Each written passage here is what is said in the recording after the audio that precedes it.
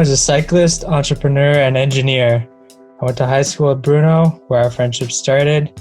We've had a lot of fun over the years, some would say too much fun, but we pushed each other to follow our common passions of cycling and music. Some of my first DJ gigs were at his organized bike races. He's grown a cycling team with hard work, dedication, where he's able to secure sponsors such as Oakley, Factory 5. He's done it all and has an eye and a vision. Bruno is multi-talented, capable of managing design, photography, logistics, and planning for his cycling team, The Pack.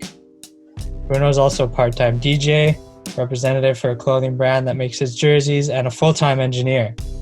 I admire Bruno for his positivity, enthusiasm, and go-get-em attitude. So please welcome Bruno to the podcast. Thank you. Well, that's a good intro. Thanks, Toby. Thanks for being here. So I wanted to talk a bit about the Pack because I was with you kind of in the early days of it. Yeah, of course. I remember riding through like downtown and going on our old, homemade fixed gear bikes. But I don't really know what your mindset was. Like at that point, did you have kind of bigger dreams for the Pack? And if so, what was kind of motivating you at that point? And has that kind of motivation changed over time too? It's a good question. And actually, I kind of have to put myself back in that mindset because it's crazy when I think about it. I mean, the Pack essentially started, I guess, somewhere around 2012. It was first year of CJEP. So we're talking 8 years ago now. And it definitely evolved, and it evolved with me, and it evolved with sort of everyone that was part of it, and that also moved in and out of the Pack. But I think the timing was really important too, with the way things developed with the Pack. But let's say going really all the way back to the start, I think the idea initially was really simple. And I think that at that moment, definitely didn't realize the potential of what we were starting or where we would end up leading. So definitely initially the concept was really definitely inspired of what was going on in fixed gear in the US. So, for sure watching videos like movies like MASH, SF, or Macaframa, those classic fixed gear movies from San Francisco. And if you look at the vibe from those movies, it's really just go out there and mash the streets and really hammering what was just cool about fixed gear at that time. So the concept was pretty much just that was, all right, let's get out there on Sunday nights and let's just ride really fast down the busiest streets in Montreal for pretty much no reason and with no set itinerary or no game plan. So initially it was really just the concept of getting a bunch of people together and just going hard on our bikes.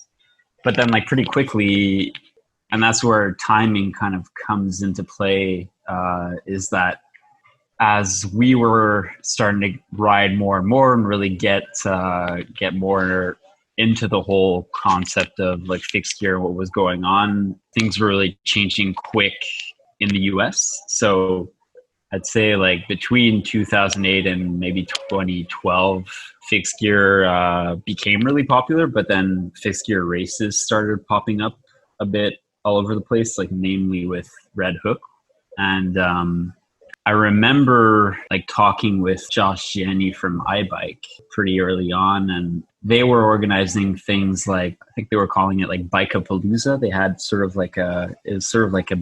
just a big get together for fixed gear stuff, but there wasn't much of a racing concept in there. It was really more of just a big festival concept, you come hang out. And I remember pitching to him oh, did you ever consider having a crit? And at that time he was oh,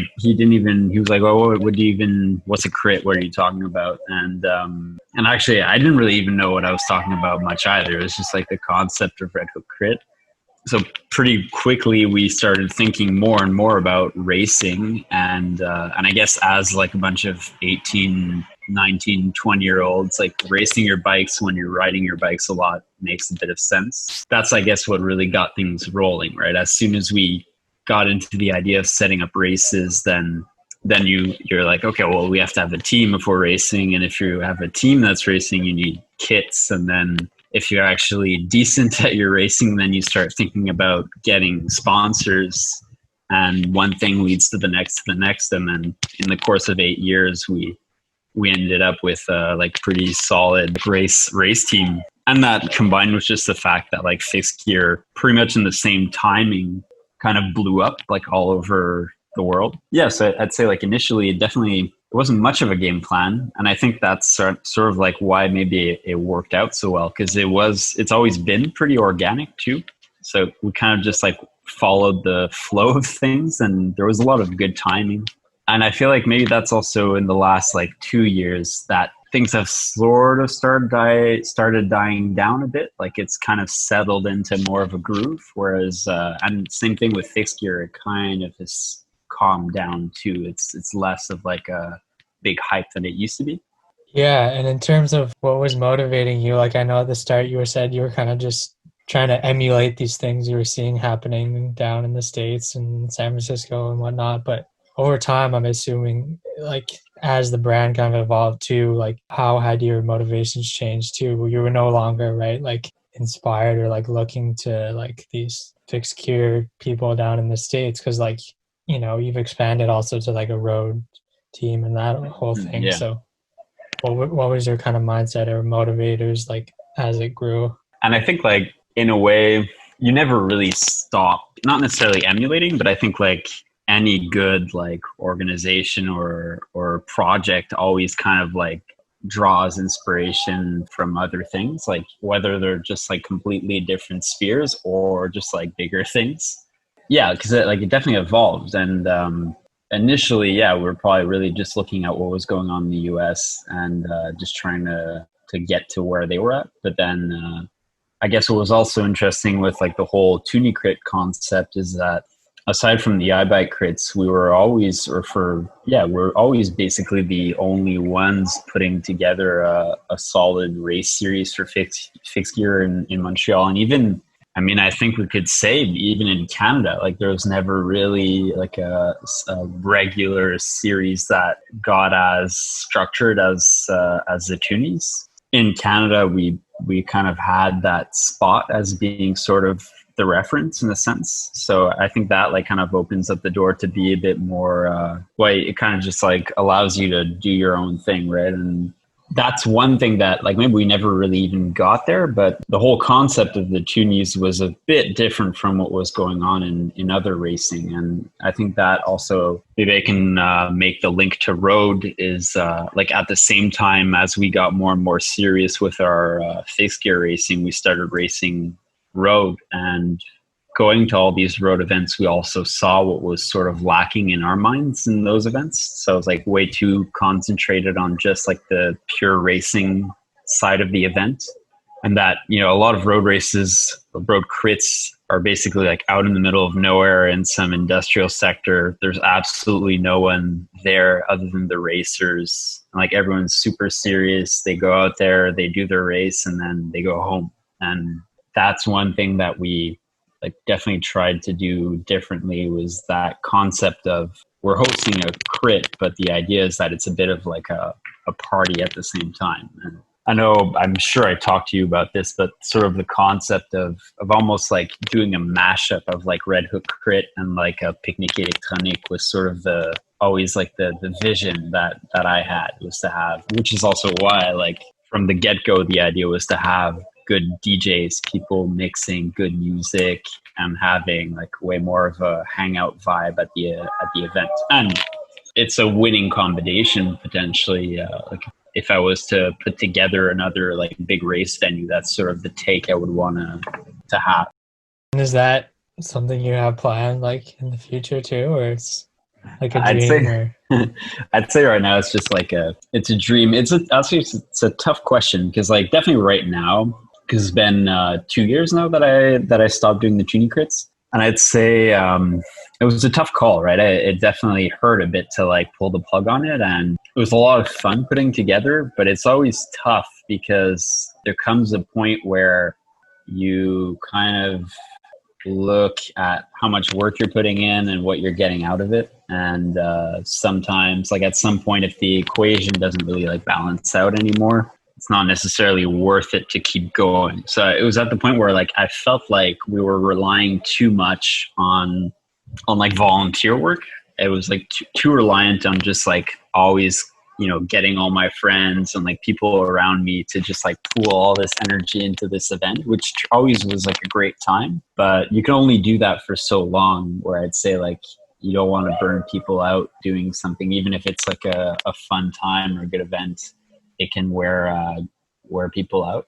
Basically, like if it was to go further, I would have wanted us to have like significantly more money to actually go like the next step legit, like sort of like how initially we were doing it, like street racing style, right? There was no structure, completely illegal, but like night racing, and it was $2 to start racing. And that was good for a while, but then when it got big enough, it wasn't feasible anymore. So the next step was to get sponsors and get a legit venue and get insured and everything. So that we were able to make that leap. But then the next step would have been to go get really big financial support. And that's where the timing also doesn't work for fixed gear.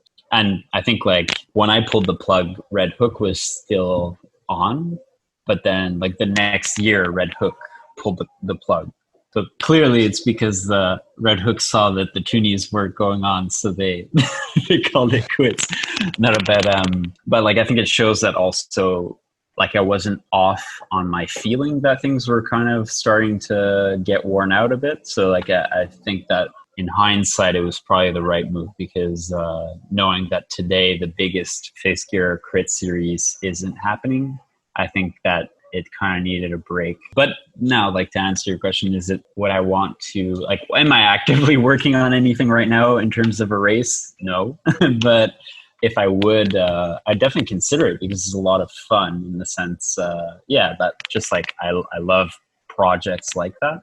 So I'm always kind of looking for stuff.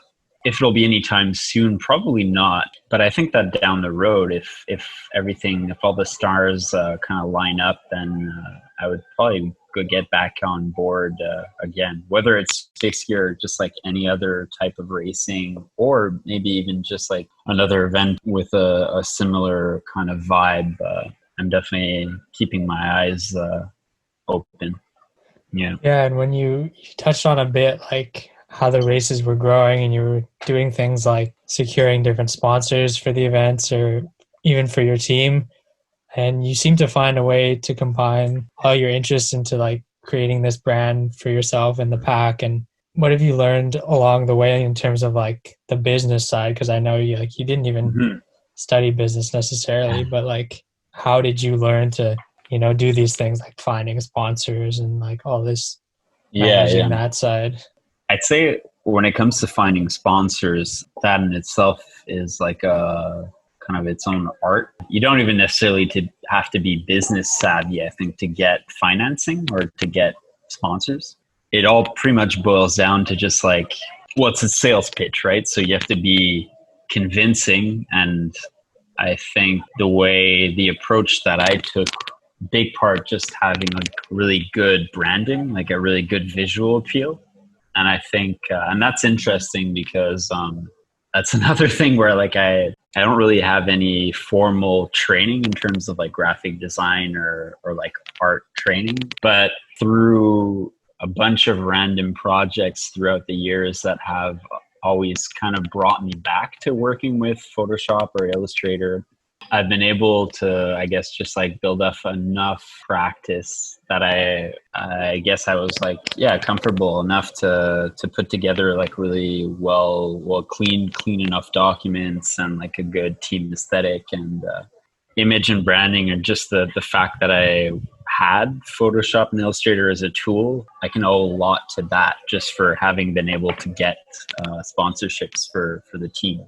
In the sense that like you could have the best race team out there, really good riders, but if your presentation is off or the team looks like crap, you won't get sponsors. And that's what's kind of interesting too, is that obviously if you want to be like a really legit team, you have to have both. You have to have really good riders, you have to have results, but you also have to have a really good solid, concise image. And then obviously the next part is once you have your sponsors, you have to keep them.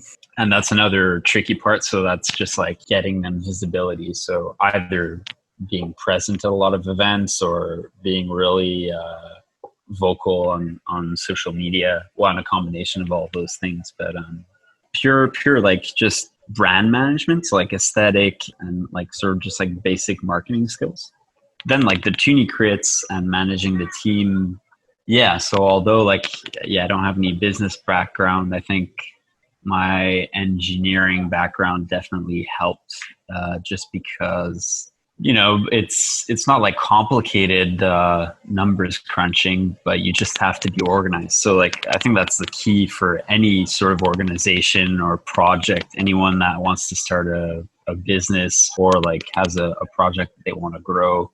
The key is always to be really organized and structured. So just having, you know, good spreadsheets to keep track of all your costs and making sure that, you know, if you only have $2,000 for your race, then you better make sure that one, you don't spend more than $2,000, but that you also spend it in like the best way possible. So I think there's also a bit of creativity that comes in too if you're working with a small budget. I'm just thinking about like all of our banners and podiums and like a lot of our race gear with like the Toonie crits. A lot of it was sort of like home built. I remember building like these huge like podium backdrops in the driveway of the place in NDG, all from just like lumber that we got either for free or like at the pool for cheap. So yeah, I think that it's just like a combo of being creative with like what you've got, and being smart, like with choosing what's really worth it and then what not,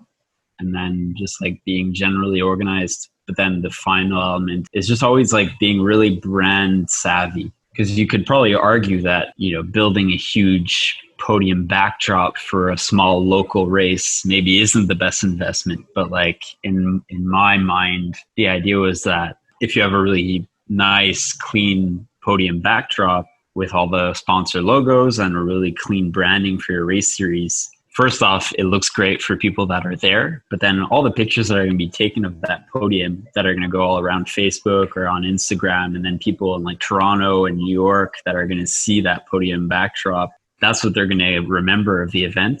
And so that's sort of like the presentation, and in their heads, it'll be like, oh, wow, okay, that was like a really legit race in Montreal. It looks really organized. Look how clean and like legit and professional just that podium looks like. And that can just be enough to get even more sponsors on board. So sometimes it's just like little things like that, understanding, you know, what's going to be the most impactful. Building on that in terms of, you know, kind of finding stuff that will appeal or grow on social media, I wanted to ask you about kind of that role, the role of social media. I know the Facebook page, I checked it before, it had 1,500 likes or something. Is that something you focused on, or how did that grow? And how do you think people can grow, you know, an audience or following through social medias, or is it still very important to do something outside of social media too, in terms of meeting people in real life? So what kind of role has social media had in the growth, and like how did you approach that? It's interesting with social media because actually, I mean, you know me personally, and I think you know that I'm like not exactly the most present on social media from like a personal side. It's almost like a necessary evil in my eyes, in the sense that like I've always used social media as like very much like a work tool. Like it's something that I knew was like really important to manage to get where I wanted things to go. But that probably if it was my own decision, there was like no impact, I probably wouldn't have spent as much time as I did on social media. But it all goes back to just like that concept of branding, and also understanding that, especially in the case of like nonprofit or like sponsored events or teams, organizations, if you want to make money, it has to, because you're not actually like turning a profit on anything that you're doing, with some exceptions. Like obviously an event should or can be profitable, but generally like most of the money comes from sponsorship. So those people are paying for visibility, and pretty much the main way now that people expect to get visibility is through social media. It's definitely played a huge role in everything that we've done, at least speaking from like the pack perspective of things. It's also been interesting because I feel like through the years, I also saw sort of like the shift in like which social media platforms were the most important. I feel like when we started off in like 2012 and those years, Facebook was pretty much like the main platform. Everything was going on Facebook. People, I know myself, I would spend way more time on Facebook.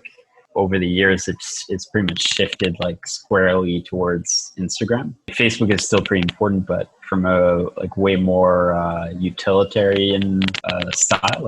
People go on Facebook for marketplace or for events, but they don't just like go on Facebook to browse or to just like look at pictures. And people, I think, spend way more time on Instagram now. That shift too from having a focus that's Facebook oriented to Instagram was also pretty interesting to see. And I'd say that like I'm not necessarily a master of Instagram, like the whole everything with stories. Now I would probably like I struggle a bit more to like in terms of managing content. How did you get it to grow? Like, how did you get people to know about you and, Right. grow the brand? Social media in itself, and that's kind of back to what I was saying initially, that it's sort of like a necessary evil, but that you can have like a great social media account, but if there's nothing behind it, there's nothing backing it up, especially if we're talking about like an event. To me, it's not really going to survive. And I'd say the same thing kind of applies to like any real business. So like if you're selling a product and it looks great on social media, everyone follows you on Instagram, but nothing sells, then like good job, but you're not gonna survive as a business. So it's kind of the same idea with events. Like although like a sports team is a bit different. It's like the pack, you could probably run it off of just like a really good social media account, get a bunch of sponsorship money, and then not really ever show up to a race for real, or just be like kind of crummy, but have a really good social media following. But then for races like the Toonie Crits, you can't really roll on that. You definitely have to have like a really tangible product. So the focus definitely for the Toonie Crits was just like, again, back to the vibe of people that actually show up. We want them to have a really good time. And I think we actually probably relied much more on word of mouth for most of our success, sort of like within Montreal more than on social media. So social media was kind of just there to back up what was going on the like organically, just to sort of like confirm to people giving us money that we did actually have a following and that we were active. But I think that that was kind of also the idea of organizing rides regularly or organizing all these events. Was the idea is just to get people out there and get people stoked. And I think that like we got a lot more following organically. In terms of the way you style the content and for social media or just in general and the way you market it, it seems like you have an eye for kind of like what is in style in a way. And I wondered if that was like very conscious effort or were you just kind of being genuine to yourself, or is there ever like a feeling that you needed to follow some sort of trend? I didn't tend to follow too many trends. I did go about it pretty organically. And I think like proof of that is that there's also like a bunch of never seen designs and concepts that are just like back in my files. Like I drew up definitely like a lot more stuff than I put out. So there's a lot of failed attempts at things. So I think my process is that I genuinely enjoy like drafting and designing things, like just general designs. So when I come up with something that in the moment I feel is dope, then I'll generally like show it to a couple like people around me. I'm sure I've shown you a bunch of designs, and I kind of feed off of the feedback that those people give me. So if enough people like kind of react in the same way, then I generally am like, okay, yeah, this is sick. You obviously always like draw inspiration from things around you, and I think in my case it's more it's unconscious, but I know that I definitely, when I'm looking through, my Instagram feed or just like walking around or even just like shopping downtown, anything that I see that I think is nice or, catches my eye definitely sits in the back of my head. And then when I'm, thinking up designs or just like playing around with, jersey concepts or a new logo, that definitely comes into play. But I think what's really important with branding is being pretty streamlined. And that's one thing that I always kind of told people, because often people would ask me like, oh, why don't you change the jersey design like every year or this year? I also have a bit of I believe in the concept of like, if it ain't broke, don't fix it. So sometimes you're better off just like refining lightly a design and sticking through with it. Rather than like changing around your branding too quickly. And I think that's one thing that I'm pretty proud of and that's what's interesting with like your t-shirt, right? You're wearing a t-shirt right now that's like the pack design. But if we pull up like the first ever jersey or like the first posters that I made, it's still that like initial logo. You can still recognize it as the pack. Although like each iteration is slightly different, that like original logo stayed, and the like cyan color pretty much worked its way through every iteration of the designs. The like color tones, the palettes changed a tiny bit, and there were definitely like a few big phases that, because obviously as trends shift, the design shifts too. But yeah, I think it's important to have like enough stability, at least until people like adopt the brand or kind of like get to recognize it a lot. And I think that if you look at a lot of like really strong brands out there, they tend to do that. There is like just a wear factor of just having something become a hallmark. Not that the pack logo is on the same level as the Coke logo. Talking more about like design or just art in general, I wanted to kind of know what your take was on it. Despite being in engineering and sciences and stuff, you seem to really enjoy art as well. So whether it's something like music or design, or I know you have a bunch of tattoos or you do photography too. So what kind of role does art have in your life?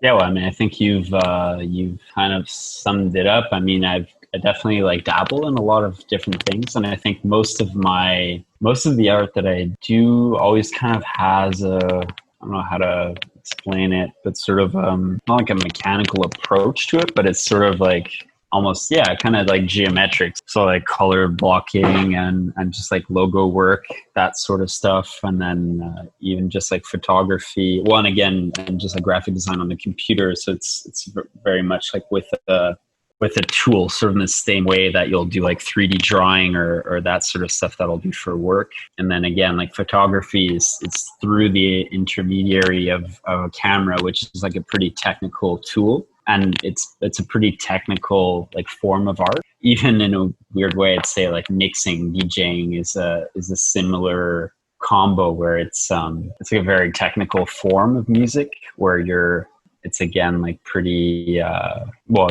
technical, so with a tool, but it's not necessarily the most organic form. So I think that's also like they're mediums that I probably feel comfortable with, maybe because of more of like my background. But at the same time, it's definitely a way for me to sort of escape, right? So it's like therapeutic to do either photography or DJing or just design in general. So it's definitely a big part of just like my well-being is doing those things. And that's what's always been interesting is like I can spend hours and hours working on designs of, logos or race kits or things for the pack or the Toonie Crits. And it never felt like I was working. You head this cycling team and you rep for a clothing brand, and you're also a full-time engineer. In terms of just kind of practically speaking or like logistically speaking, like how have you been able to manage all of these things? Like I know you talked about before in terms of the business being super organized is important. Is that a similar thing for this, or what has led you to be able to juggle all these things? I think, yeah, once again, like being organized definitely is like the best way of optimizing your time, because the more stuff you do, obviously the less time you can spend on each one of them. But I'd say it's definitely like a delicate balance, and I'd say that it's one thing. Like in the last year, I've been maybe like spending more and more time on actual work, and I'm finding it a bit more. It's more challenging to keep all the other passions or like side gigs going. And then it's also just like kind of deciding also what is the most important. It's kind of, and even kind of back to what I was saying about, the tuning crits. And if you have like a small budget, the important thing is to be really organized and smart on what you decide to put your money on. It's the same thing, but with time. It's just like kind of, I think the important element is just being able to determine, okay, what at this time am I going to gain the most out of putting my time into? Yeah, so and actually back to just general organization. I'm definitely a list person. Like people laugh at me for having like lists and to-do lists and checklists for everything I do. So I think like just being able to juggle all these different things, unless I write it down and I can keep track of everything I want to do and then be able to prioritize it, I wouldn't be able to do it. So just the fact of, for myself at least, being able to write it down and then look over like, okay, I've got 50 things I would like to do today. And then being like, okay, well, this is going to be the most important. This is going to be second, third, fourth, fifth. Maybe, I basically never get through that list, but at least just going through that mental process of saying, okay, well, here are my top 5 and I'll get these done. And it's interesting because my job also as an engineer, I'm a project manager. So I generally am also juggling like 5 or 6 or 7 projects at once at work. And it's kind of the same system where week to week, day to day, you've got a bunch of shit to get done. And chances are you won't be able to get it all done. But then it's just a question of deciding what are the most critical and just pushing through, getting the most you can done, and then moving on to the next day. So that's from like a very practical sense, like how do I get through it? So I think the key is really just like solid organizational skills and being like pretty rigid with the approach. But then it's also just like personal priorities and evaluating where do you want to see yourself evolving the most, and that's where you want to concentrate your efforts.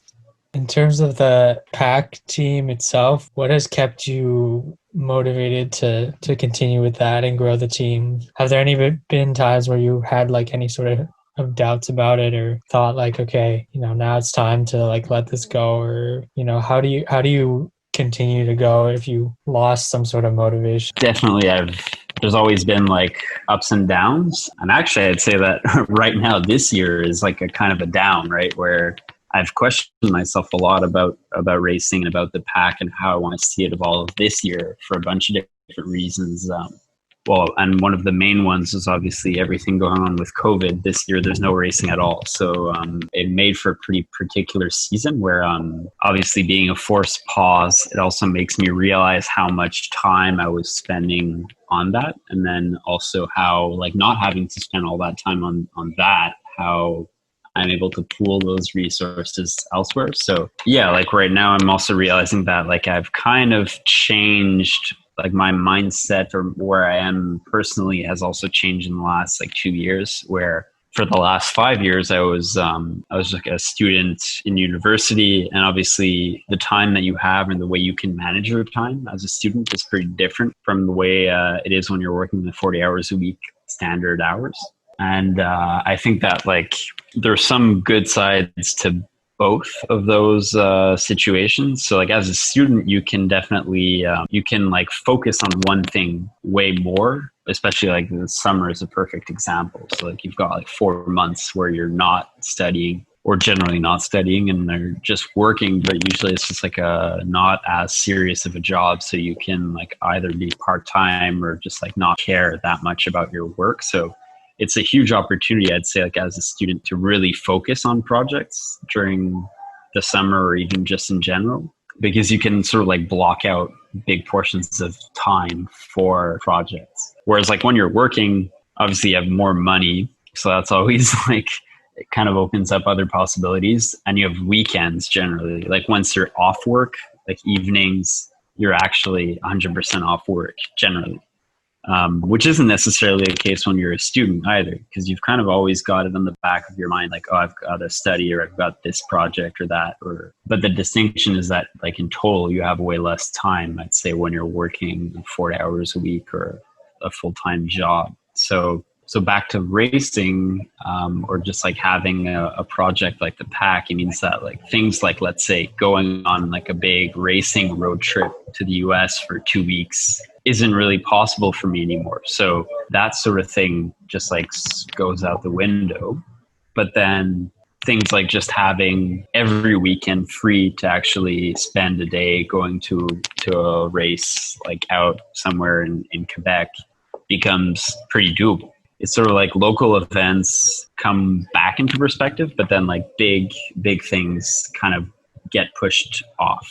But I think also having kind of switched into more of like a working mindset, like a full-time working mindset, I find myself kind of thinking like, oh, maybe I need a team vibe that's maybe more reflects sort of where I am in my life. So I'd say that for the longest time, the pack was very much just like your typical, but your perfect example of a team of like university and CJEP age students. Like we're all in sort of the same vibe.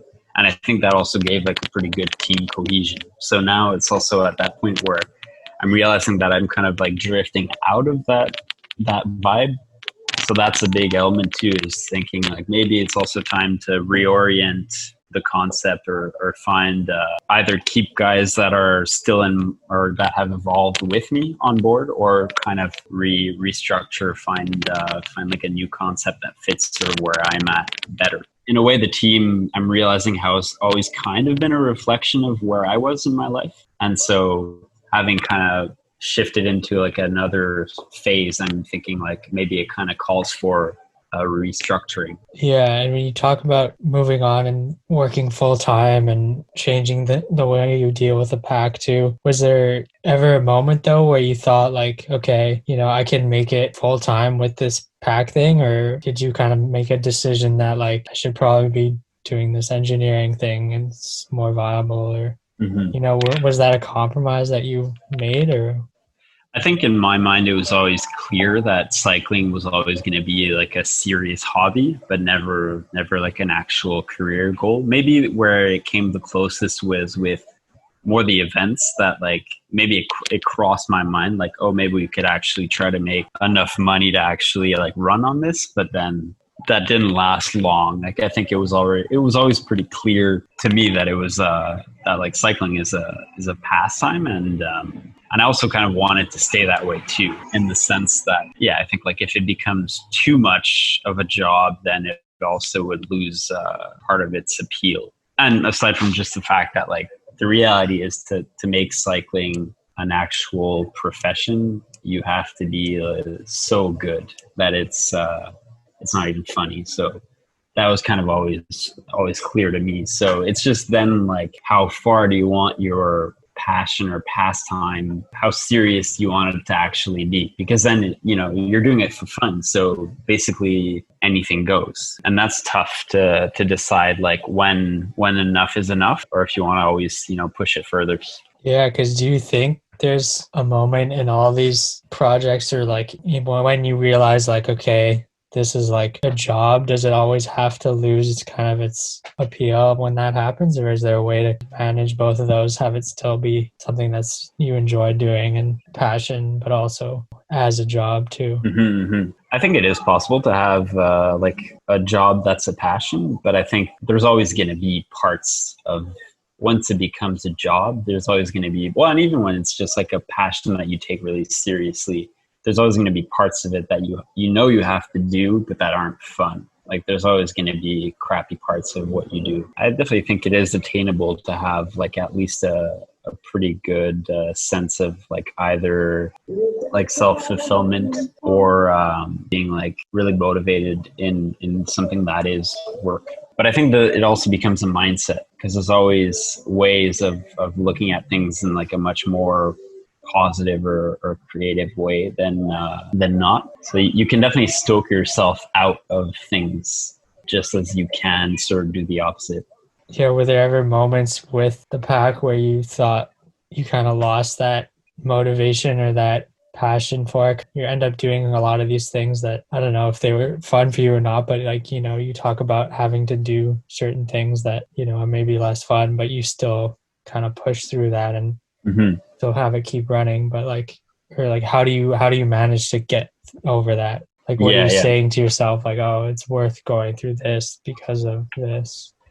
Yeah, well, it's always that balance. And what I was sort of saying about even just managing your time, deciding what's worth putting time in or not. Sometimes it's like in the immediate, and it might not be fun, but if you're convinced enough for that, it makes sense that getting through this is gonna lead to something good down the line. That's how you have to get through or push through, tougher times or shittier stuff. But I think at the same time, that evaluation process also is what should allow you to at some point say, okay, enough is enough. This isn't good anymore. Time to change. Or because I think that's also like a normal and like a good process too, is knowing also when to call it quits.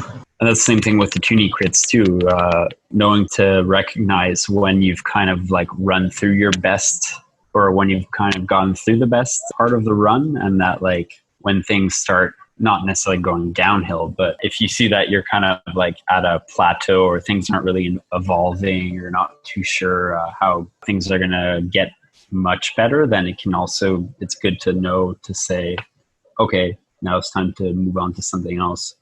And I think that works with pretty much any like job or project, is that like fine line between, yeah, like my job is crappy right now, but I'm pretty convinced that generally I like it, or that down the road it'll pay off, or nah, this job's crap and I'm fed up, or I'm not evolving and I don't think it will change, then that's when it's time to go somewhere else or do something else. What are those decisions based on? Like, are they always something internally or like a feeling, or are they like with the pack and the tuning crits? Like, is there also a sense from other people too that stuff has got, like, Yeah. you talk about not evolving or whatever it is, but like, yeah, how do you know? Like, is it really just ultimately your kind of feeling about it, or? Yeah, I think there is still a lot of gut feeling, but I mean, and I think probably had a lot of discussions with you, and I know like I talk with a lot of people too when I'm unsure of things. Like I try to get feedback or a feeling of things from other perspectives, and I think that's like another good thing, is to try to, well, ultimately it's your decision. You also have to like follow your own gut feeling, and it's kind of case by case, but I think in a lot of situations, you have to be able to read the crowd, like kind of know, get a feel of how like everyone else perceives things, and also just like where everyone else is at too, especially for something like, the tuning grits, or because it isn't a one-man show. Like if you want to keep going, but everyone else is fed up or isn't down anymore or ready to move on, then you can't just like keep pushing through solo. So I know we touched a bit on it at the start. I asked you kind of whether you wanted to have these big events going into the future, like what you saw as kind of, or what you were dreaming for. It doesn't even have to necessarily be with the pack, I guess, but like in terms of you and looking towards the future, what is next for you and the pack maybe, or what do you see happening? To be honest, for the pack, I'm not even sure right now. I'm still in that sort of like evaluation process right now for next year. I mean, I definitely want to keep things going, and I mean, from like more of a specifics sense, in terms of just like the pack and bike racing. I'm still going to keep bike racing and keep trying to evolve in the sport. I know like our intention this year definitely was to start moving into the newer, cooler scenes, if you want it, but like a lot is going on with gravel racing now. So that's definitely my intention in that sense to start like probably focusing way more on races that are like maybe a bit more interesting just from like the vibe sense. But I think I want to refocus also on just riding for the pleasure of riding too, like trying to move away from just pure racing and always thinking about racing, and then actually getting out there and like exploring and just like doing cycling for this fun of cycling. But then in terms of actual like projects down the road, I mean, we'll see where things take me. I would definitely like on a professional side, probably eventually find a way to probably run my own business maybe. So right now, I mean, I know myself, and I think that like if I do see a good opportunity to start a business, whether it's in engineering, related to engineering, or even in just like something else completely different, I'll probably be really tempted to jump on it. But that's going to be kind of circumstances, in the same sense that I think, like I said, everything that happened with the pack was very circumstances related. Like the timing has to be right, and right now.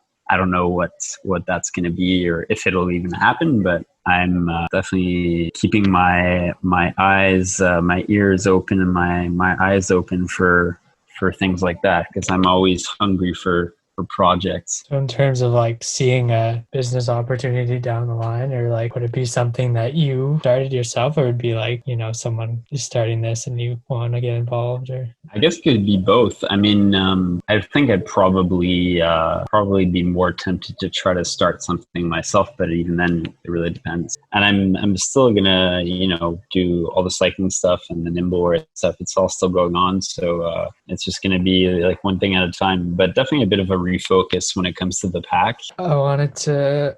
And just if you wanted to share any sort of links or where people can find you or the things we're talking about, if you wanted to do any sort of promo for them. Sure, why not? Well, I mean, the pack is pretty straightforward. So on Facebook, it's the pack in one word .montreal, and same thing on Instagram. So that's basically where people should go check us out. But I mean, there's not a whole lot going on this year, but hopefully this fall things are going to pick up, and definitely 2021 should be a bit busier. In terms of like finding stuff that you've done too outside of the pack, do you have like a website or something? It's true that although I haven't done a whole lot on it, if they want to go check out my DJ work, there's my SoundCloud, Alexander Palm. So soundcloud.com/Alexander_Palm, PALM. That's another good spot to go listen to some grooves. It's true, we didn't talk a whole lot about my mixing, although that's been very much a side project. I wanted to just end and thank you for coming on and sharing. So thank you for that. Yeah, of course. It was a pleasure. Good little talk.